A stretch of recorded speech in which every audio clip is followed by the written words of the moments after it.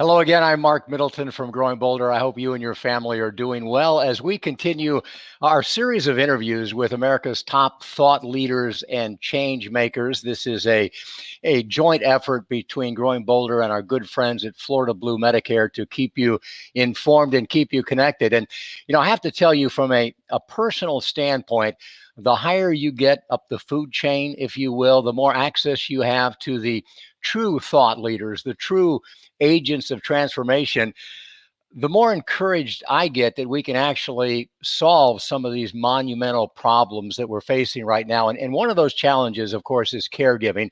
We have become a nation of caregivers, and with I think 65 or 10,000 of us a day turning 65 and a growing care gap. We're facing a demographic dilemma, more older people and fewer younger people to take care of them.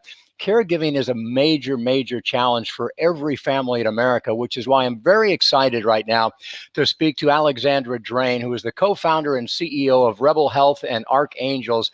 She's a serial entrepreneur who is a true change maker, an agent of positive disruption, and widely regarded as one of the top women worldwide in all of healthcare. So excited to talk to you, Alex. Thank you for your time. How are you doing today? I'm doing so well. That always makes me very blushy. I love the part in the beginning where you're talking about thought leaders and change makers. I think for me, that's why I have developed such a crush on Growing Bolder. The more I'm learning about you guys, and we have had big hearts over our head for Florida Blue for a long time for exactly that reason. And we need more people who are out there in loving, brave, vital ways, encouraging different perspectives on what care is and how to support it. And right back at you, and we are already off script. It didn't take but a moment, and I appreciate that. What I love about you, since you said that, is, I think you look at caregiving very much the same way that we look at aging. It does present a lot of challenges, a lot of obstacles. We're not denying the reality of the situation, but there's so many positive things in it that if we can learn how, to deal with the problems and experience the positive, it can really be a great experience. Do you feel that way about caregiving, that it can be an honor as well as a responsibility? I think, to me, the parallels are so real. We've talked before about how aging really needs to be seen as a gift, right? Like a time of life to dig in. It's not growing older, it's growing bolder. I love that. And I think for caregiving, there are a number of misconceptions. One of the misconceptions is that a caregiver is a 46-year-old woman who's caring for her mom. And that is true, but there are actually 44 million caregivers that existed before COVID. 45% are men. You're seeing these visuals. 1 in 4 are millennials. By the time you're a millennial caregiver, 50% of you are men. And this is a big one, which is 42% of Gen Xers are a sandwich generation. So think about that right now in the construct of COVID. That means you're caring for aging parents at the same time that you're caring for your kids. I had an incredible discussion yesterday with somebody who said, you know what I want to hire? I want to hire caregivers. You know why? Because they are multitaskers. They can get this stuff done. They don't take no for an answer. They get to yes. They know how to balance and negotiate. And I think that's the positive side of it. If you're a caregiver, you're doing it out of love. You're doing it because you care. And you develop these extraordinary skills to make sure you're caring for the person that you love well, whether that's your parent, it's your spouse, it's a disabled child. So there's a lot of beauty and honor and majesty in the caregiver population. And what I wish is, in the same way that you're reframing for our country, guess what? Getting older is sexy. It's awesome. Being a caregiver is freaking awesome. If you're a caregiver, you're a hero in every sense of the word. And we as a country have to start appreciating and recognizing and supporting that. And I think COVID could be giving us a real chance to do that better. Amen. And let's go back to the graphic that we just had up, because I have a question about that. When you're talking about the fact that 45% of caregivers are men, is it true then that many people don't self-identify as a caregiver? And your definition of a caregiver, Alexandra, I love it, because I think especially during this pandemic, we are all in a very real way providing care to others simply by nurturing, encouraging, sharing a meal. Is that true? Does that make us a caregiver? Yeah, 100%. I mean, I guess what I would say is one of the things that's been so beautiful about this this pandemic, and it's good to find bright spots. It's good to find silver linings. I think we're all looking for ways to survive right now and keep one foot in front of the other is, as a nation, we're beginning to recognize and support and applaud the paid caregiver. And the paid caregiver, I would categorize obviously as a doctor or as a nurse, as a tech, somebody who's actually on the front line of the medical system. But we've also recognized that the paid caregiver also, there's this front line that also includes the cashier who's caring for you, who's brave enough to come into work. The postal worker, we put a big sign up on our mailboxes saying, thank you, postal worker. Thank you for continuing to keep things going as we're all in the middle of this. There's an even more invisible front line, which is the unpaid caregiver. So that is the family member, that is the neighbor, that is the individual within the community, the daughter, the son, whoever it might be. And that's a real job. Thank you for putting that stat up there. Caregivers provide over $490 billion in unpaid labor. Context, that's bigger than Medicaid or out-of-pocket expenses. And I think an additional caveat to put on these numbers right here, that 44 million of unpaid family caregivers was before COVID. And we are now, estimates are looking at, that number is at least doubled since. Because if you were caring for somebody before, and maybe you'd self-identified, maybe you hadn't, most of the unpaid family caregivers, we would say, oh, I'm just a daughter, I'm just a son, I'm just a neighbor. But if you had identified, you already knew and were able to explain how challenging that role was with the stuff that you were doing. You had developed some skills around it. Overnight, if you were caring for somebody who has become at risk for getting COVID, then the game has changed. And it could be that you had a parent who was 70 or a spouse who's 75, and you were in great health. Well, all of a sudden, if you have a co-occurring condition that could include just even something as basic as your age, you're at a very, very different risk level. And the steps that you're taking and the steps that the people who are loving you and caring for you are taking to make sure that you stay safe during this time as we shelter from home is very real. So I'm grateful to you guys for getting this information out there so we can help people challenge their perception of who a caregiver is and take a moment to appreciate the caregivers that are out there, and that those numbers have doubled in the last 3 to 6 weeks. And obviously, Alexandra, the most important thing is the care that they're providing. But since you mentioned that they're providing nearly $500 billion in unpaid family care, what would it do to the economy? This is a reason why unpaid caregivers need support, deserve support, and they're not getting the support to the extent that they need it. If they went away, what would happen to our economy? I love that you asked that. I always, being an entrepreneur, a bit of a rabble rouser, when I get into my greatest fits of rage, I have this fantasy of let's just all strike. What if all the unpaid informal family care, we just took a day, we're like, no, we're out. First of all, we would never do it. We wouldn't do it because that's a beautiful thing about caregivers. They are not doing it for any other reason because their heart is in it and because they care. But if they did, the country would shut down because caregivers are the backbone of society. They are the folks who are keeping things moving. They're keeping folks healthy, keeping folks alive. They're doing it because it brings them joy. It's a great sense of purpose, but it is a hard, hard job that actually has physical negative impacts on your health. You mentioned that 45% of all caregivers are men, which I think surprises a lot of people. Is caring, or do men face some unique and different challenges in being a caregiver? I think I'm going to use a lot of stereotypes. So forgive me, caveat. There is an infrastructure that a woman has often built around herself. That's like a community that helps her when things are hard. A woman might have had more traditional experience, maybe in the role of a mother, in how you navigate a system to get things done.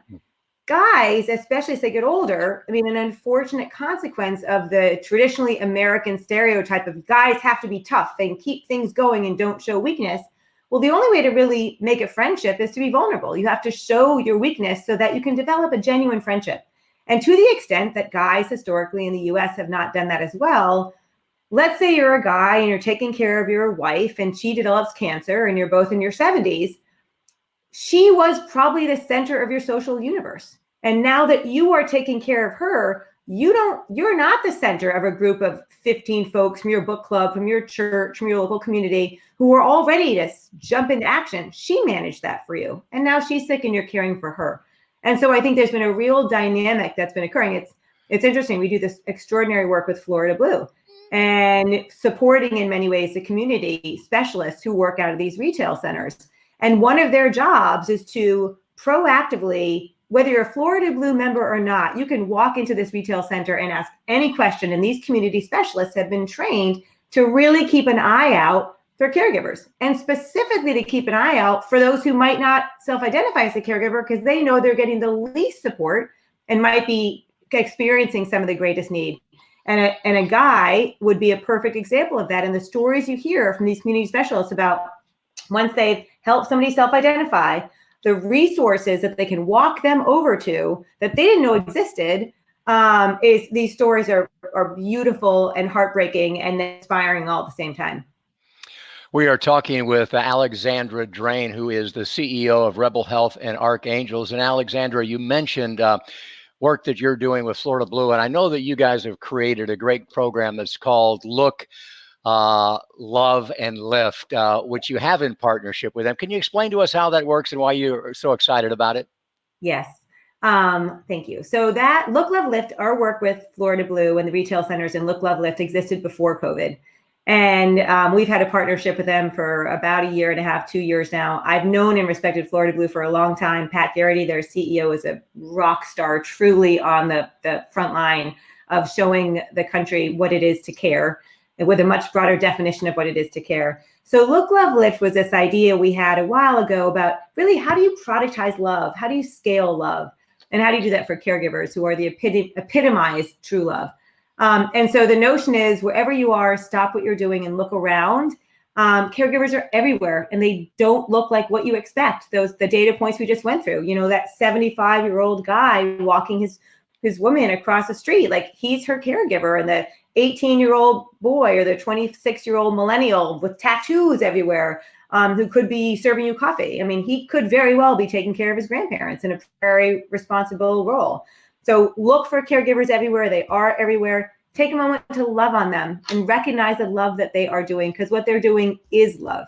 And then give them a lift. And that's the most important component. And that lift can be anything as straightforward as just see them and say, thank you for what you're doing. I see you and I appreciate you. What you're doing is extraordinary. Caregivers so often don't self-identify, don't ever get thanked. And then that lift can also be connect them to resources that exist. It can be fill their fridge. It can be, mow their lawn. It can be connect them to another caregiver who exists, who's feeling lonely and overwhelmed in the role. This is another reason why the partnership with Florida Blue has been so extraordinary. You know what's a great lift? Connect a caregiver to a community specialist in one of these retail sites, because these community specialists know the resources that are available inside and out. And they also know and are able to verbalize and draw out of this individual the things that are really hard that maybe they weren't even able to name for themselves, and then get that individual supported within the community with resources that are available to them. So it's been an extraordinary partnership. No, it's amazing. And when you say that, you're thinking about what's happening now with the pandemic. I guess in a way, just wearing a mask could be a form of caregiving, because I think we've all learned you wear the mask to protect others almost more than yourself. And as you describe it, Alex, it seems like Look, Love, Lift is almost a form of caregiving mindfulness, paying attention and living in the moment. Yeah, I think it's a beautiful way of saying it. And in that paying attention and living in the moment and bringing your best self in that moment, celebrating the love that is everywhere. Because if there were a moment before, I'm 48, where you were going to see examples of people loving on each other all the time and going the extra mile for each other all the time, it's now. And that is to be, let's pay attention to that. Let's celebrate that. Let's put that in our bellies so it can fill us up and help be a bright spot for us right now. And some of the stories that we hear back of people doing this are truly remarkable. Well, the caregiving industry in general is lucky to have you, because not a lot of serial entrepreneurs gravitate toward that space to provide the kind of services that you do, which is really not, from my perspective, about making money, but more about making a difference. And, along those lines, you have something that you call the Pledge Initiative as well. Can you tell us a little bit about that? Yeah. So we, like everybody else, when this hit, and it hit in different waves across the country, different levels of awareness, depending on the population you were speaking to. When it really hit us, oh my gosh, this is real. We felt called, as I think many people have, to do something. What can we do to help? So we put on hold all of the activities that we were doing and rolling out the Archangels platform across the country with our partners and said, you know what? We need to do our part. And many of us, if you were not technically on the front line, felt, isolated. Like I felt this incredible need to be doing something to be of service. And we recognized that for a lot of people, life felt bleak. There wasn't a lot when they didn't feel like they could help. They also were just hearing a lot about the bad news. And we thought, what if we could create some of these bright spots? What if we could ask our partners, our long-term partners, like a Florida Blue, a Walmart Health, or individuals like Lauren Baker, she's the First Lady of Massachusetts. What if we could ask them to stand up with us and say, I'm taking this pledge, and this pledge is free. You're just saying, it doesn't cost anything. There's no paperwork. You're just saying, you know what? I pledge to look for caregivers wherever I am, to love on them and recognize the love that they're giving. And I'm going to do something to lift them up. If that's as straightforward as thank you for what you're doing, or I'm connecting them back to resources. One of the great lift examples, I don't know how many of you guys have seen that Florida Blue is running these full page ads in a lot of newspapers right now for Florida specifically saying, we get this is a hard time and we are with you. And whether you are a Florida Blue member or you are not, we are here to support you. Here is a phone number you can call that's going to connect you to general resources. If you call that number, whoever picks up is going to connect you to your community specialist who's going to know what you need and how to get you support.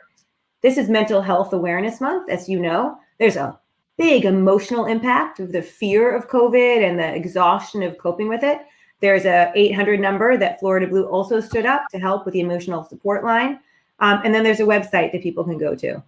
And so there they are. So people write those down as fast as you can. The emotional support helpline, the personalized help. If you're looking for more general support, you'd call the personalized helpline or go to the website. If you're specifically feeling the emotional angst or somebody you love use the emotional support line. And then you can come visit us at archangels.me. We have a lot of resources that exist to support people, to pass them across to resources that exist that can help them. But most importantly, take that pledge and put that badge. We have a number of different ways that you can show that you're supporting caregivers, that you're saying thank you, including you can download and put in the footer of your email, if you're an emailer, a badge. We'll have one with Florida Blue that will have Florida Blue and then the Archangel's wings that says thank you for being a caregiver. There's a poster that you can print out and stick in your window or stick it on a tree. There's ways to use this in social media. And you can think of it as those national efforts like clap at 7:00 at night. Thank you, caregivers, for what you're doing. This is a way you can be clapping all day long just to appreciate this unsung, heroic part of the workforce, which is this unpaid caregiver.